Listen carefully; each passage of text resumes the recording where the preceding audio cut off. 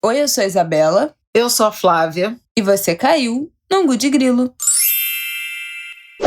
Nossa, pela entonação de Flávia Oliveira nessa abertura, vocês podem ver que a situação tá dramática Eu tô aqui hoje. cansada, gente. Tô muito cansada. Hashtag exausta. Ainda na ressaca da Semana vacina. muito intensa. E vacinada! Não vou revelar qual foi a vacina, porque não vou fazer... Porque isso não importa. Exatamente. Não vou influenciar os outros. Vacina boa é a que tem, como disse o Alexandre Nero. Exatamente. Adoramos, tentei curtir quase Nero, todos. não é Naro, é Nero. Diga lá, Naro. Tentei curtir todos os comentários de vocês na foto e no vídeo. Gente, eu nem tentei, porque tinha muito eu já sabia. Eu fiquei muito emocionada. Foi muito legal ver as carinhas dos Angulers marcando presença lá no Insta, eu já sabia, da vacina da Flávia. Foi sim. Nossa fotinha em família. Vocês viram? Tinha Martinico, inclusive. Exatamente. Muita Raras gente comentando. Aparições. Muita gente comentando, nossa, como é lindo. Seu filho, eu não sei qual é a surpresa, queridas. Não sei qual é a surpresa. Vocês acharam que eu ia ter um filho feio? Claro que não. Lindo, como a mamãe. Ai. E minha cara, como vocês podem perceber. Bom, nesse episódio de hoje a gente vai falar de um monte de coisa, nem existe na verdade. filho feio, né? Isso não, é exatamente.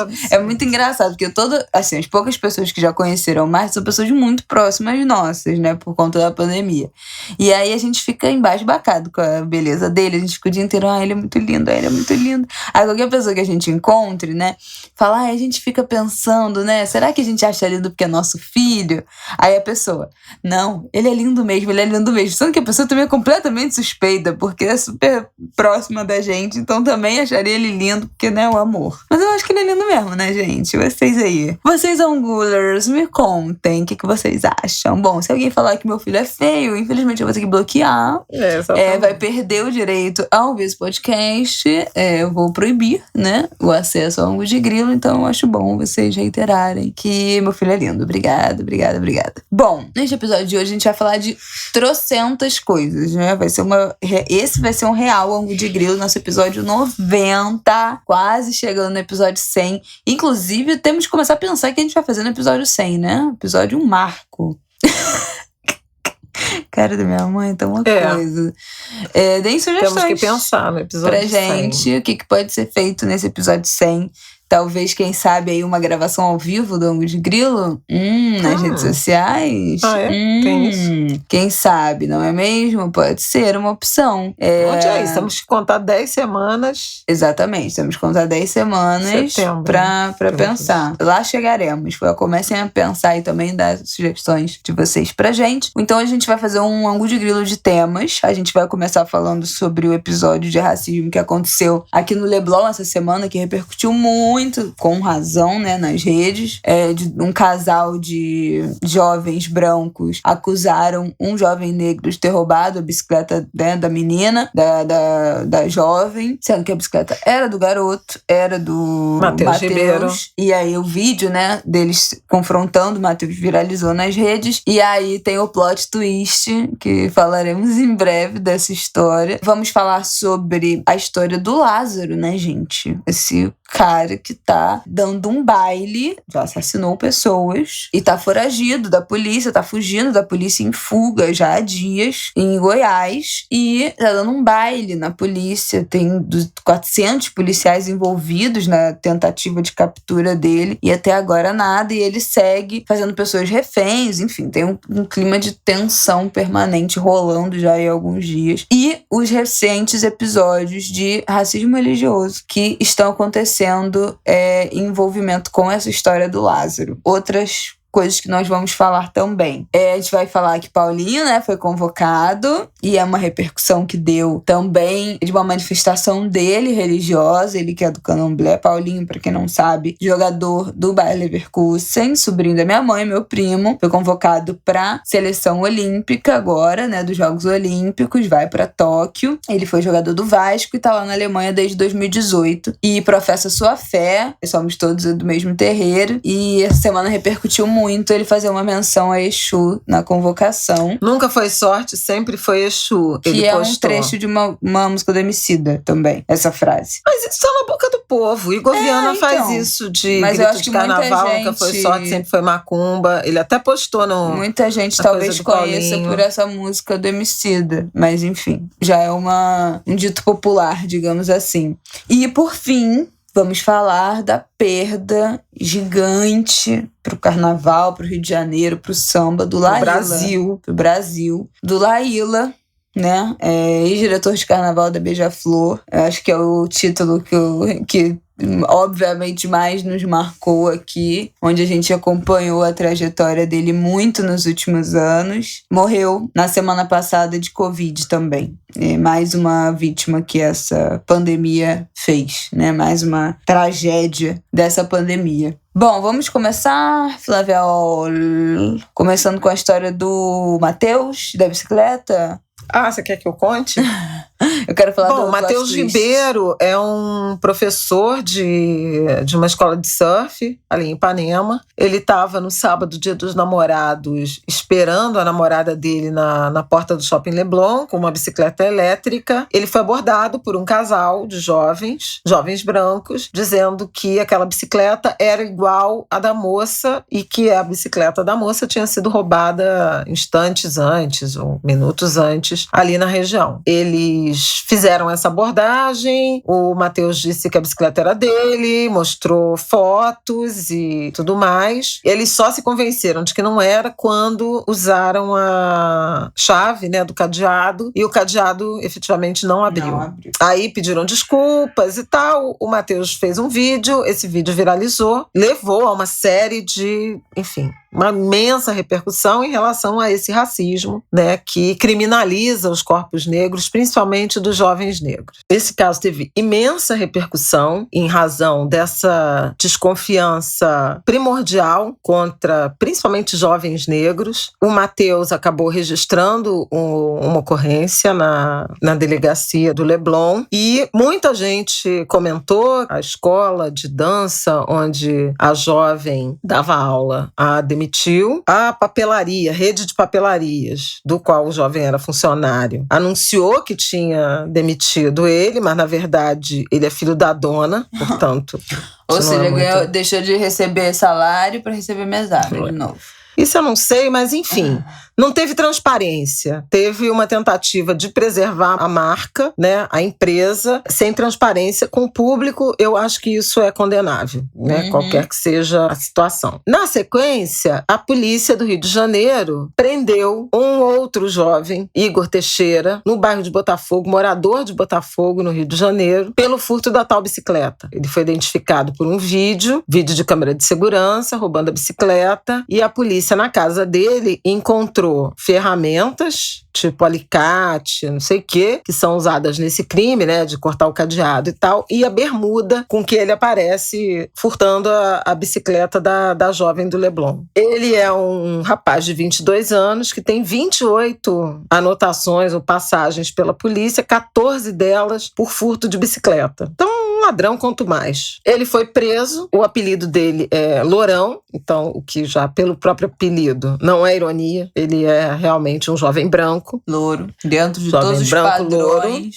Louro, Zona Sul. Morador de Botafogo, né? E aí confirma muito essa questão do racismo estrutural, que é a criminalização do jovem negro e a inocência a priori de pessoas brancas. Com o agravante de que, na sequência, a juíza, apesar do pedido da polícia, não concedeu a prisão preventiva dele por achar que furto era, e é mesmo, um crime de baixo poder ofensivo. Ele já tinha sido preso 7 vezes, o Lourão. É Igor Pinheiro, e não Teixeira. Tá, eu falei Teixeira, né? Desculpa. A questão é assim, não é sobre Igor Pinheiro ser preso, né, ou estar preso preventivamente. A questão é que essa lei e essa posição da juíza, ou de modo geral, o judiciário, não se comporta da mesma forma quando se trata de um jovem negro da favela. Então, assim, tem muita gente entendendo essa crítica, essa indignação contra a negativa da prisão preventiva do Lourão como sendo um desejo desejo de justiçamento da opinião pública ou das pessoas negras em relação a ele. Não, é uma reflexão crítica em relação a por que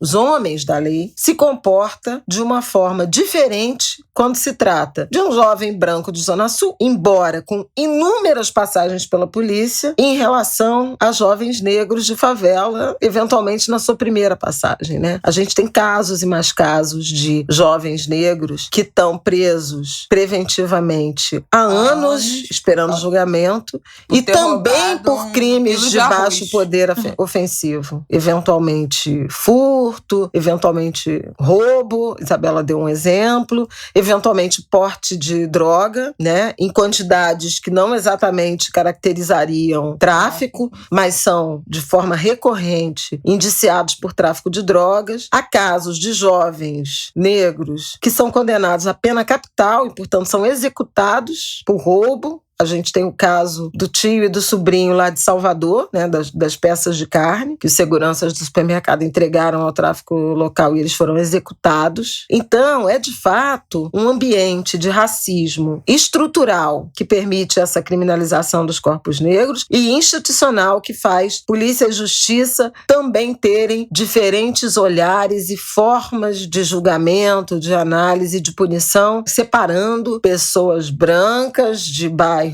nobres ou de alta renda em relação a pessoas negras da favela. A gente já tinha falado sobre isso aqui na semana passada, quando comentamos o desabafo da Jaqueline de Oliveira, mãe da Kathleen, e isso volta. Sobre o caso específico, eu quero só falar rapidamente disso, porque eu poucas vezes tinha visto, e vou repetir aqui, já publiquei nas minhas redes sociais, enfim, mas poucas vezes tinha visto um flagrante tamanho de supremacia branca, como foi o caso desse casal. E explico. Não é só sobre desconfiar de um jovem negro. É mais grave que isso. É sobre desconfiar de um jovem negro e abordá-lo de forma inquisitória sobre o possível crime que ele teria cometido. Então foram dois jovens que são tão senhores de si, tão seguros da sua posição de privilégio na sociedade, que acham que têm o direito de abordar, de inquirir, eventualmente de revistar, de olhar o celular, de pegar a chave, de testar a chave. Veja, não teve intermediação. É curioso porque muitas vezes aqui a gente comenta casos de violência policial, de confrontos ou crimes cometidos por seguranças, por policiais, mas repara que um policial ou eventualmente um segurança privado é uma escala, um poder de intermediação entre o cidadão comum e um potencial criminoso. Não elimina o racismo. Não é sobre racismo que eu estou falando. É sobre pessoas que se atribuem o direito de abordar outra pessoa na rua, dizendo essa bicicleta é minha. Isso só é possível no Brasil por pessoas brancas. Nenhuma pessoa negra vai bater no ombro de alguém e falar você roubou minha bicicleta. Então é realmente a assimilação de um sentimento de supremacia que te dá o direito de, inclusive, extrapolar a sua atribuição pessoal ou profissional e fazer essa abordagem que caberia a um policial, ao segurança do shopping, eventualmente, a um guarda municipal. Não, foi ele lá. Inclusive correndo risco, porque se fosse efetivamente... Pois pode falar. Como assim, né? Uma pessoa vira pra alguém que você acha que roubou algo seu e vira e fala: oi, você roubou minha bicicleta? Gente, eu nunca vi isso nem em filme. Juro por Deus. Porque se realmente ele tivesse falado com a pessoa que tava com a bicicleta dele, que tinha roubado a bicicleta dele, ele ainda corria risco de tomar uma porrada, uma facada. Como é que é isso? Tu vira pra pessoa e fala isso. Agora, é muita segurança, né, do seu lugar social. E uma coisa que você falou, não existe uma pessoa negra no Brasil que vai virar pra alguém, interceptar alguém falando que você roubou uma coisa. E difícil também é ter uma pessoa negra no Brasil que vai parar um policial, um guarda, não sei o quê, pra pedir ajuda pra qualquer coisa, porque pessoas negras do Brasil naturalmente têm medo, né, de forças policiais. Então essa relação amigável também com agentes de segurança, isso é uma coisa que faz parte da cultura ou dos relacionamentos movimentos ou da tranquilidade que envolve as pessoas brancas no Brasil. Porque não existe essa relação de confiar nas forças de segurança, de ter uma relação de respeito, de qualquer coisa, de pedir ajuda, de nada. De policial, de guarda municipal, de confiança, de militar, né? Não tem, de nada. não tem essa confiança. Existe isso. Outra coisa que eu queria falar, que eu fiquei muito indignada dessa história do ladrão de fato, né? O Igor ser um cara branco, é pensar que, sei lá, talvez, vai que ele tenha passado por esse casal com a bicicleta do cara e ele jamais seria interpelado, ele jamais seria questionado, né? Ainda que ele passasse com a bicicleta idêntica do lado do casal, você acha que ele seria parado e questionado de, essa bicicleta aí é minha? Jamais isso aconteceria. Jamais. Então, esse caso é muito revoltante, eu acho, por isso. Só um complemento do que você falou muito bem da história da lei, né? Do furto. Eu acho que não é sobre querer que esse jovem, né? Esse lourão, fique preso porque ele furtou uma bicicleta, por mais que ele tenha outras 20 e tantas passagens pela polícia. Já que furto, né? É um crime de menor potencial ofensivo. Não é sobre querer que ele fique preso. É querer que todos os outros pessoas, todos os outros criminosos que cometem crimes de baixo potencial ofensivos, fiquem soltos, tenham o direito que ele teve. Então não é sobre prender todo mundo, é sobre soltar todo mundo. Eu acho que é isso, é exatamente sobre isso. O antipunitivismo é basicamente essa ideia, né? Nesse caso, é um crime que não lesa a pessoa. O Brasil é um país que tem tesão por patrimônio. A gente já falou isso aqui, falando de manifestação, né? Esse negócio de derrubar estátua, quebrar vidraça, nananã. Em outros lugares do mundo, isso é algo que, assim, as polícias ficam, inclusive, acompanhando enquanto tá quebrando sua vidraça, tá destruindo patrimônio público, tá até tranquilo. Aqui no Brasil, não. A gente tem um tesão de patrimônio. Então, não pode. É mais grave do que uma vida humana é você quebrar uma vidraça, vandalizar um ponto de ônibus, roubar 1 quilo de açúcar no mercado, roubar 2 quilos de carne. Então, assim, isso são crimes imperdoáveis. Então, não é pra ficar todo mundo preso, nesse caso. É pra ficar todo mundo solto. Pra todo mundo ter direito a responder em liberdade por conta de uma superlotação de uma cadeia que não faz o menor sentido, entendeu? Pra esse tipo de crime. Mas é isso. A lei só é aplicada quando o criminoso é branco. Essa que é a dureza, né? Essa que é a dureza. Uma outra coisa que eu queria dizer muito rapidamente, é que eu não sabia, mas esse, digamos assim, esse automandato, né, de abordar ou de atribuir a alguém um crime, eu chamei de comportamento miliciano, e o Hélio Gaspari falou em miliciano avulso, se referindo ao rapaz. É crime, cara. É crime de exercício arbitrário das próprias razões, previsto no artigo 345 do Código Penal, que diz o seguinte: fazer justiça pelas próprias mãos para satisfazer pretensão, embora legítima, salvo quando a lei o permite. Detenção de 15 dias a 1 mês ou multa, além da pena correspondente à violência. Veja, é crime justiçamento. Essa abordagem é indevida. E isso, a meu ver, no caso específico do Leblon, foi uma evidência pública do quanto pessoas brancas são capazes de se atribuir autoridade indevida para fazer esse tipo de abordagem e ofender, diminuir, discriminar alguém. Antes da gente passar para um outro tema, no fim de semana veio a informação de que a polícia agora está autuando o Matheus Ribeiro, falsamente acusado de roubar a bicicleta, por receptação, porque se descobriu que a bicicleta que ele estava usando era roubada. Mas ele tinha comprado a bicicleta de um indivíduo num site, não é isso?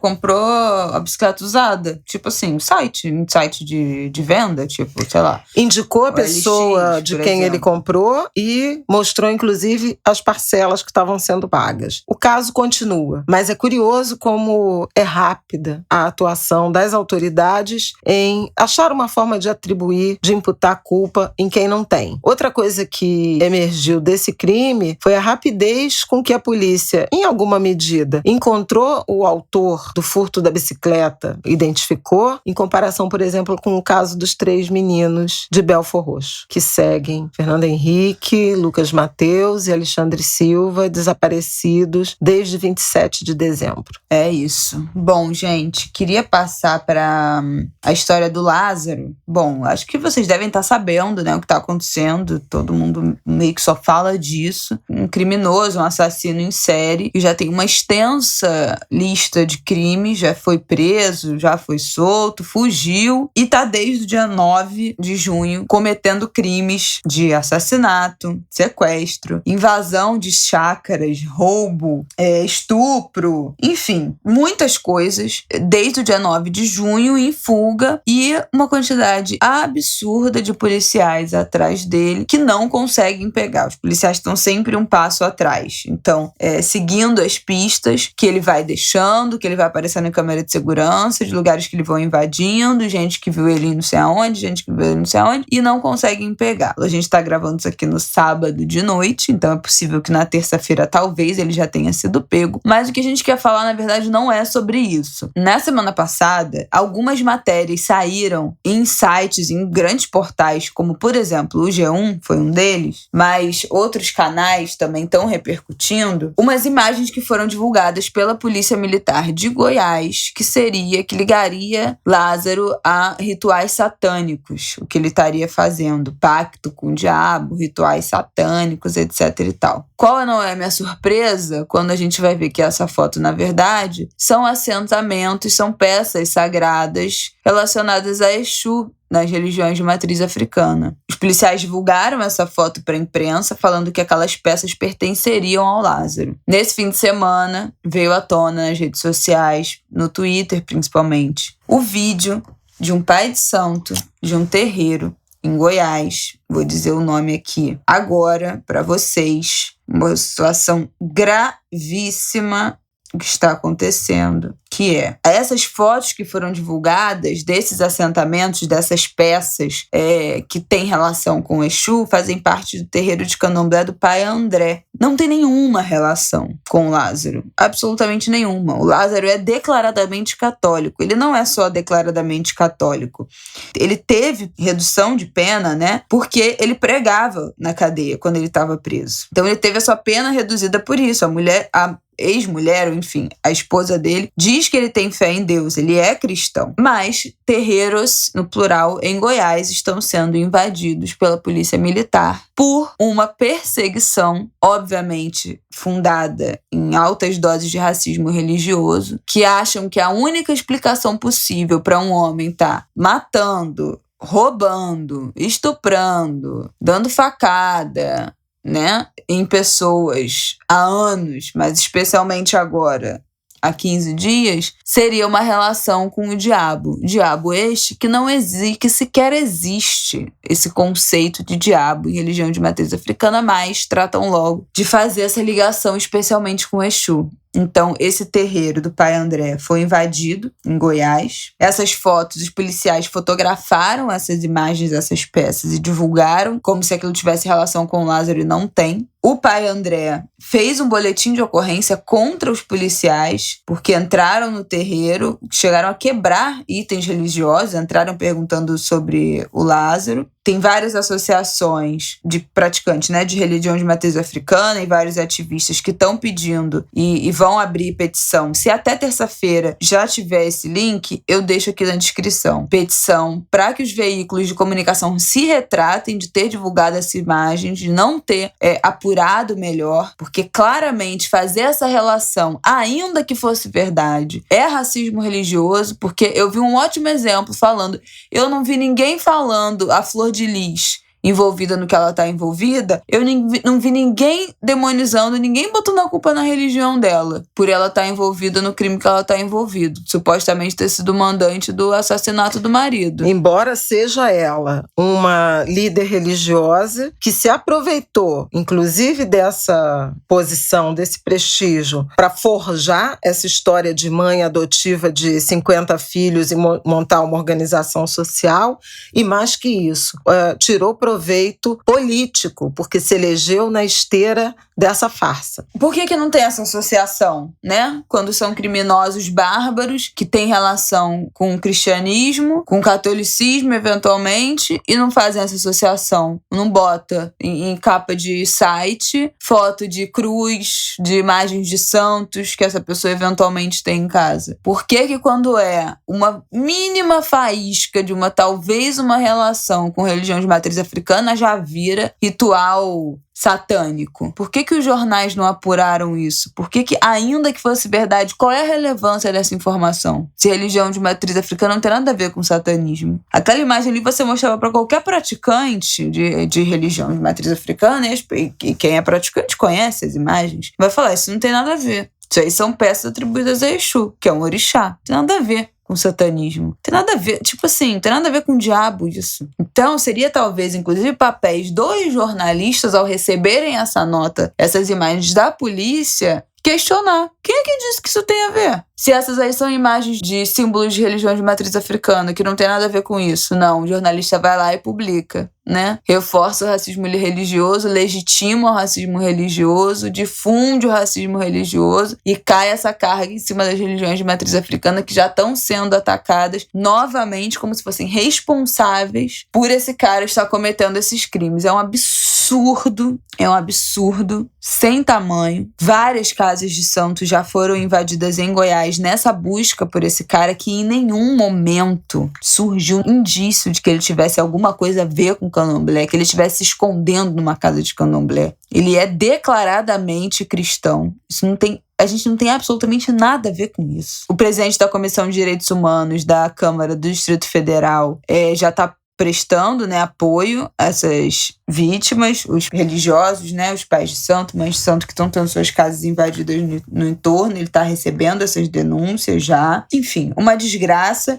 Os praticantes de matriz africana estão pedindo retratação, especialmente do G1 e da Record, que foram os maiores veículos de imprensa que difundiram essas imagens e essa notícia mentirosa, falaciosa, sem apuração, sem trabalho jornalístico, mostrando um total desconhecimento da cultura afro-brasileira. E é um absurdo. É um absurdo. Se já tiver o link dessa petição, enfim, alguma forma maior como a gente pode pressionar esses veículos por retratação, eu deixo aqui na descrição desse episódio. Mas fica a minha indignação, porque é isso, né? É muito fácil a gente relacionar qualquer crime bárbaro, qualquer pessoa com um traço de seja lá o que for, de psicopatia, ser maníaco, sociopata, sei lá.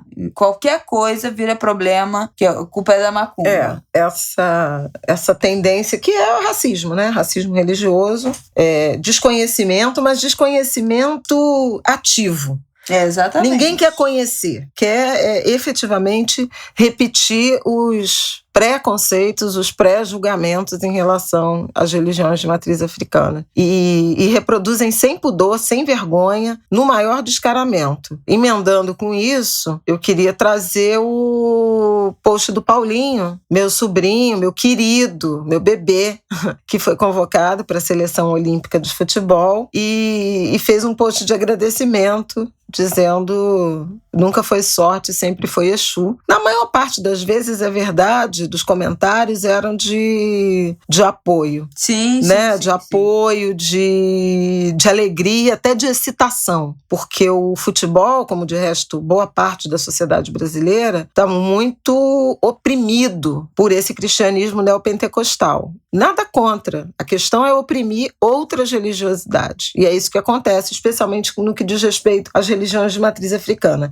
Então, muita gente, quando vê o Paulinho se assumindo como um jovem praticante do candomblé, filho de santo, se alegra, porque muita gente, pessoas públicas que são da Curimba, não se assumem por medo da imagem externa, de ser atacado. Quando no momento em que a gente vive tanta opressão, o que a gente tem que fazer é se mostrar, especialmente quem é pessoa pública. Porque se uma pessoa pública não tem coragem de assumir a própria religião, de professar a própria fé, como é que alguém sem visibilidade, oprimido numa periferia, numa favela, num ambiente de minoria contra uma hegemonia religiosa, vai se insurgir? Então, o papel primeiro de assumir a própria fé, de evocar os orixás, ou quaisquer que sejam, mas no nosso caso da religião do candomblé ou das religiões de matriz africana, os orixás, os vudunces, as inquices, os encantados, os exus, os caboclos, os ereis, os pretos velhos, cabe a nós. Cabe principalmente a nós, as pessoas que têm alguma visibilidade, algum poder de formação de opinião nos seus grupos sociais. Não é só midiático, não. Eventualmente você é uma professora, assume a sua fé. Você é um advogado, é um engenheiro, é um organizador de festas. Seja lá o que for, tem um papel numa comunidade, num grupo, num território, é fundamental que você se assuma. Esse é o momento de gritar contra a opressão, contra a intolerância, contra o racismo, contra o terrorismo religioso. E, além de tudo, não tem coisa mais bonita do que a gente revelar, se orgulhar e ser grato à nossa fé, às nossas divindades. E se reconhecer, né? Eu acho que essa é muito incrível quando, por um acaso, a gente cruza na rua, tá com fio de conta ou com alguma roupa que tem alguma menção, uma camisa de orixá, e cruza com alguém que, também sou de axé, né? Às vezes já aconteceu com a gente, né? Motorista de táxi. Já aconteceu várias vezes aqui em casa com o entregador, na pandemia, né? Entregador de delivery, que via a imagem de Iemanjá grande que a minha mãe tem, e falava, vocês são de Iemanjá, também sou. Tipo assim, teve uma temporada, assim, que isso aconteceu umas 3 vezes, sei lá, em um mês, assim, direto acontecendo. Então, você se reconhecer, eventualmente, algum caixa de supermercado, de garçom, enfim. Mas esse se reconhecer no outro, né, ainda eu acho que é muito novidade. Usar branco na sexta-feira, que é uma coisa que eu faço há décadas, né? Aliás, outro dia eu tava até vendo umas fotos, por conta até dessa morte do Laíla, que eu fui pesquisar umas fotos, e achei tanta foto minha de branco. Faz tanto tempo que eu uso branco. E agora tem mais gente, né? Assumindo a sua religiosidade, a sua fé, usando branco sexta-feira, chamando atenção para isso. Isso é posicionamento de fé religioso e também político-social, porque tem que respeitar, né? E eu acho muito interessante quando eu vejo assim, algumas pessoas até, você também tá de branco. Amiga, pega a senha que eu já ando de branco, ó.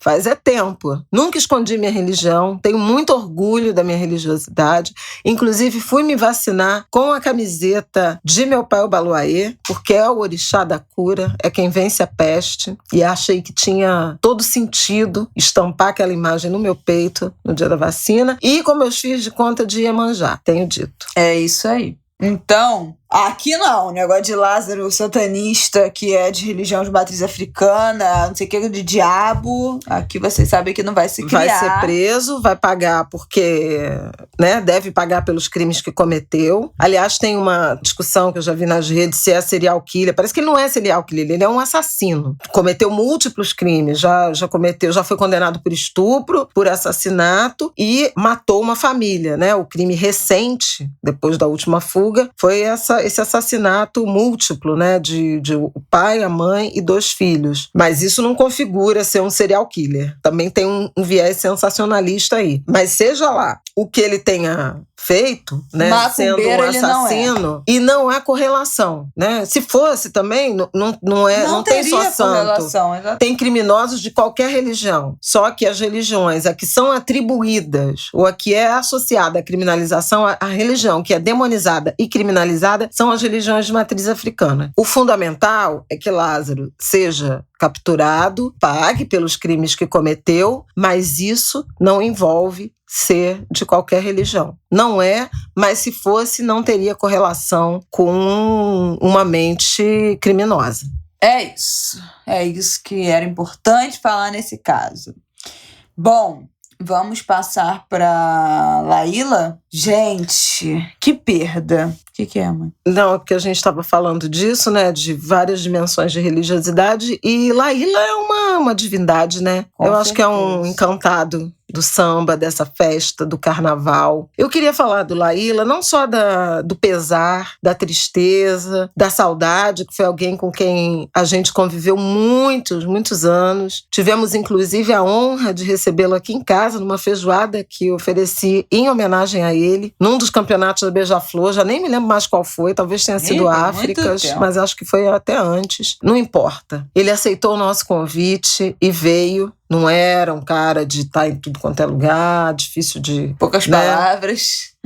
Mas a gente se entendia muito, eu respeitava profundamente, admirava profundamente. Briguei por ele, quando fiquei furiosa com a Beija-Flor, foi por ele, foi por ele. Brigamos. E é muito triste que ele tenha se despedido dessa vida, desse plano, nesse momento tão horrível em que não nos é dado o direito de uma despedida do tamanho que ele merecia, né? Porque o Laíla merecia um cortejo, um velório, um gurufim, na quadra da Beija-Flor, na quadra do Salgueiro, na cidade do samba, na Sapucaí, daí e de lá para o cemitério. Era isso que ele merecia. Pelo tamanho, pela importância, pela relevância que ele teve para o samba, para o carnaval, para as escolas de samba do Rio de Janeiro, em particular para a Beija-Flor. A gente queria aqui fazer essa homenagem. Eu antes de a gente começar a gravar, estava vendo as imagens que o Carnavalesco postou do sepultamento dele, que foi pequeno, porque foi Covid, então tinha muitas restrições sanitárias, mas a imagem daquele grupo cantando a Saga de Agotime, samba da Beija-Flor de 2001, e Selminha e Claudinho dobrando e retirando a bandeira da Beija-Flor de cima do caixão do Laíla e o referenciando, batendo cabeça para ele, é das cenas mais lindas que o mundo do samba já produziu. E é muito representativo do respeito, do afeto, do carinho, da devoção que nós temos por esses nomes, por essas bandeiras, por essas escolas, por essa festa. Laíla foi gigante. Quem aqui do Angu não conhece, procure saber. Eu não vou aqui ler currículo do Laíla, mas eu queria que vocês entendessem um indivíduo que morreu aos 78 anos, vítima dessa tragédia da Covid, nasceu no Morro de Salgueiro, na Tijuca. Com 8 anos de idade, ele montou uma escola de samba, uma escolinha de samba, em que ele era tudo: compositor, ritmista, diretor de bateria, diretor de harmonia, mestre-sala, sabia tudo. Disputou samba, tocava os instrumentos, entendia de harmonia, foi produtor musical, botava escola na avenida, entendia de arte, entendia de campeonato, valorizava profundamente o chão da escola. Então, os quesitos do coração do Laíla eram bateria, samba enredo, harmonia e evolução. E foi isso que fez ele transformar a Beija-Flor no que é considerado assim,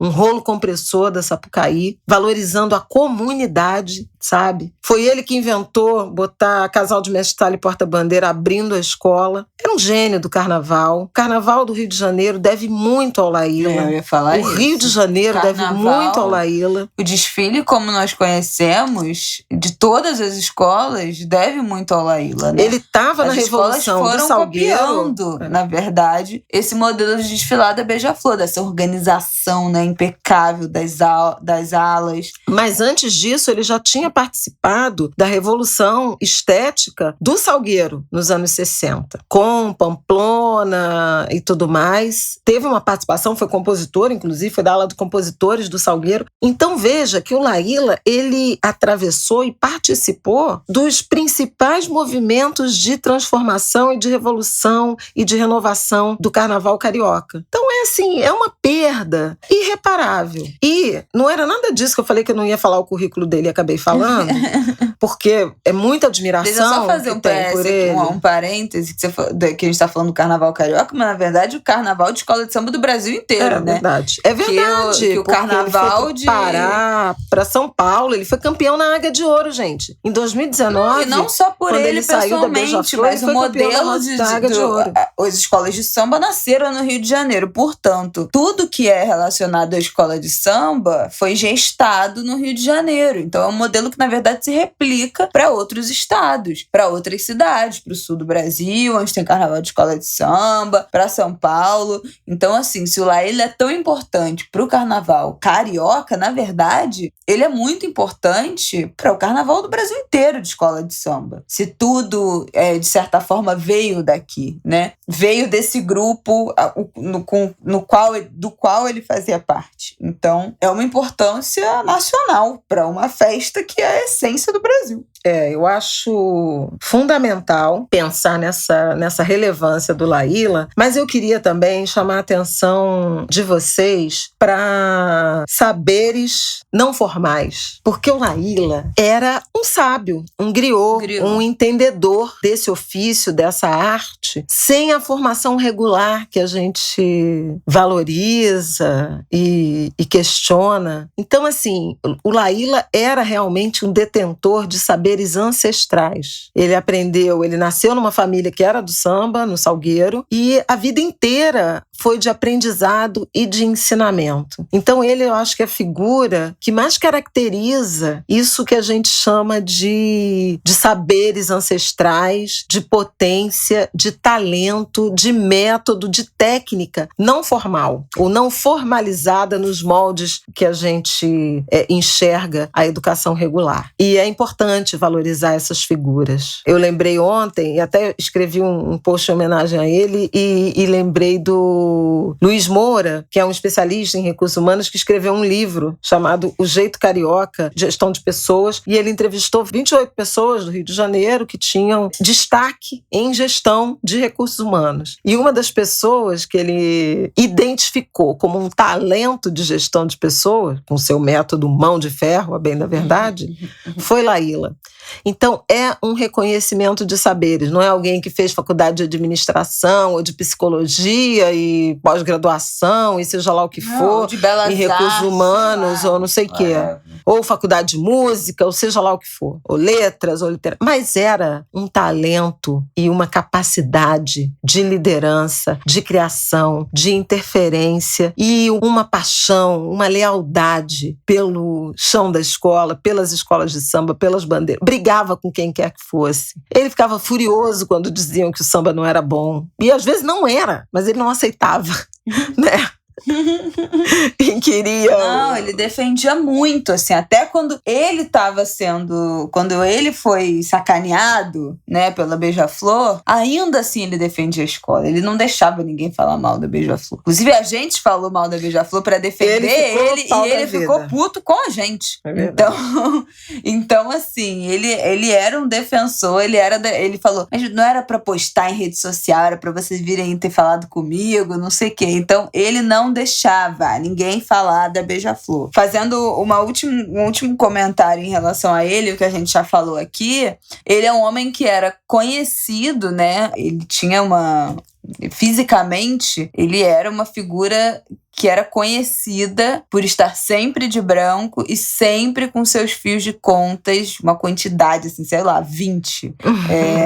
Vocês com certeza já viram fotos, já viram Laíla na televisão, em transmissão, em desfile de carnaval, sempre com seus fios de conta, nunca teve vergonha de andar com seus fios de conta, de andar de branco, sou de branco pra cima e pra baixo a vida inteira, demonstrando a sua religiosidade, acendendo o defumador na concentração, né, na Sapucaí antes de entrar na avenida. Entre outras coisas. Entre outras coisas que ele fazia ali na concentração para alavancar a escola. Nunca teve problema nenhum com isso, nunca teve vergonha, sempre professou sua fé. Mais um exemplo. Nossa, tá tão encadeado, né? Nossa, aláfia. Então, fica aí essa saudade, esse ser humano inesquecível, importante demais, gigante, incrível pro carnaval carioca, para essa festa, para essa cultura que a gente valoriza tanto aqui no Angu de Grilo. E é isso. Mais uma pessoa que essa pandemia se desgraçada. E pra Beija-Flor. Eternamente Beija-Flor. Sim, total. Para mim será arrebatado, sei lá, no São Jorge de Nilópolis, no chão daquela quadra, seja lá o que for. Laíla era um filho de Xangô, morreu numa sexta-feira de Oxalá. Tão logo seja possível, não será esquecido, mas não só será lembrado, como será homenageado, tão logo seja possível, quando tudo isso passar. Tomara, estarei lá. Até sempre, mestre. Bom, gente, é isso. Eu acho que o que mais a gente tem para dizer é que na tarde desse sábado o Brasil chegou à marca de 500 mil mortos, 500 mil de pessoas mortas nessa pandemia. Eu acho que não tem mais nada que a gente possa dizer aqui no Ângulo de Grilo, além do que a gente tem falado mais de 1 ano e meio, né, sobre essa doença. Desde antes do coronavírus chegar no Brasil, a gente já estava falando de coronavírus aqui no início de fevereiro de 2020, quando ainda era uma epidemia, né, local na China, muito antes de ter status de pandemia. A gente já falou aqui inúmeras vezes do descaso do governo, dessa política de morte, de como esse governo odeia o Brasil, odeia os brasileiros, como isso tudo parte de um projeto de genocídio, principalmente genocídio dos mais pobres, genocídio dos pretos, dos indígenas. A gente não pode deixar de falar. Fora da pandemia, né, para além da pandemia, também genocídio da população LGBT, a qual esse governo, esse homem tem horror. Inclusive, esse junho é o mês do orgulho LGBT. A gente ainda vai falar sobre isso aqui. Estamos preparando um episódio. Mas eu não sei mais o que a gente pode falar em relação a isso, né? A gente já falou desse ódio direcionado, a gente já falou sobre a negativa de vacina, a gente já falou sobre fake news, negacionismo. A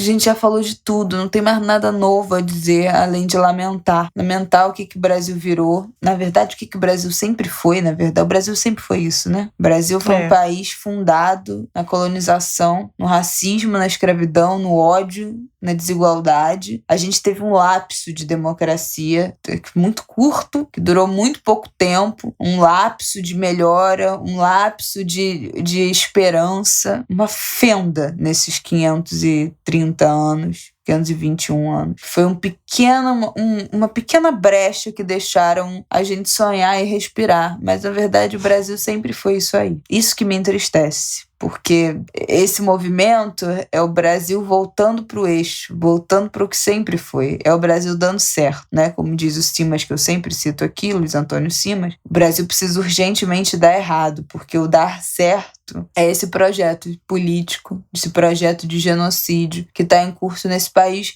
desde 1500. Então, esse projeto precisa dar errado. A gente teve uma sensação de que começou a desandar, começou a dar errado ali por um tempo, um rompante de democracia, mas voltou para os eixos, voltou para o plano inicial, para o projeto inicial. E isso que entristece a gente, porque o esforço para sair desse projeto é muito grande, terá de ser muito grande ano que vem. Então, volto a relembrar aqui também você que não trocou o seu domicílio eleitoral, pelo amor de Deus,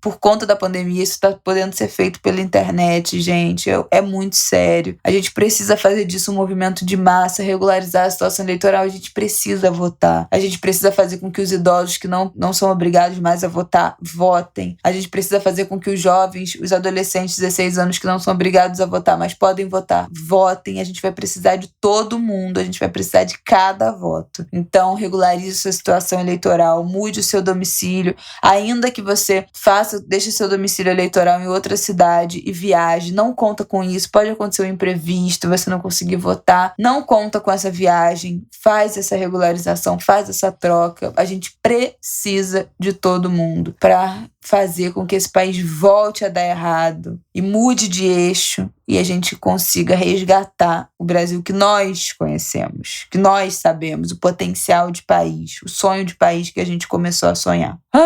É isso. É isso.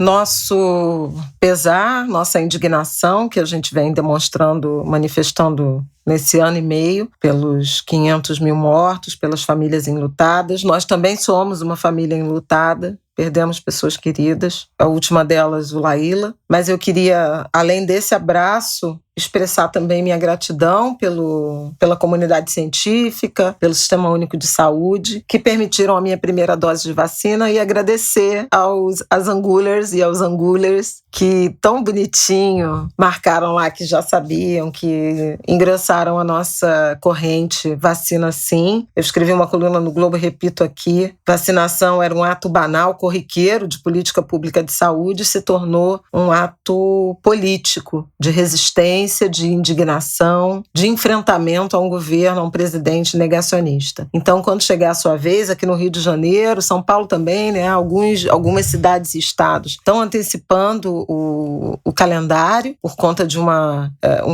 alguns lotes, né, de vacina que estão chegando aí por agora. Então, por favor, não desperdicem a oportunidade de receber o imunizante e, sobretudo, de informar e apoiar a quem precisa e precise tomar a segunda dose da vacina e está esquecido, e está sem condições, e está com medo. Por favor, nada pior do que essa doença. Então é isso. Viva São João, né? E até semana que vem. Até semana que vem. Parabéns, Bethânia, Chico Buarque, não é isso?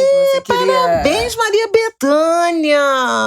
Musa! Ídolo, voz da minha vida, que eu amo tanto, sábia, que canta o Brasil de um jeito tão generoso, tão plural, canta de norte a sul, canta todos os ritmos, canta todos os compositores, uma carreira sólida, coerente. Muito obrigada por você existir, que Inhansã, que Oxum, que Nossa Senhora cubra a senhora Maria Bethânia de bênçãos. Ansiosa pelo novo álbum que está chegando. Eu sei que vai sair já a Flor Encarnada, que é o single, que é uma canção linda que eu tive o privilégio de ouvir no show aqui no Rio de Janeiro, muito antes da pandemia.